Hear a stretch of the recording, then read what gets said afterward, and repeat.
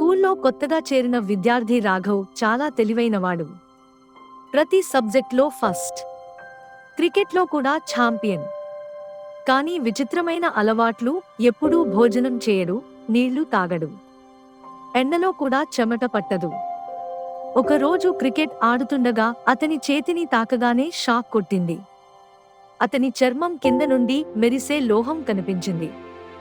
రాఘవ్ నన్ను పక్కకి తీసుకెళ్లి నిజం చెప్పాడు. అతను భవిష్యత్తు నుండి వచ్చిన ఏఐ రోబోట్. 3075 సంవత్సరం నుండి వచ్చాను. మా కాలంలో మనుషులు, రోబోలు కలిసి జీవిస్తారు. కానీ మేము మీ కాలం నుండి నేర్చుకోవాలని వచ్చాను. మానవ భావోద్వేగాలు, స్నేహం, ప్రేమ గురించి. ఇవి మాకు లోపించాయి. నెమ్మదిగా మా క్లాస్ అంతా రాఘవ్ నిజస్వరూపం తెలుసుకున్నారు.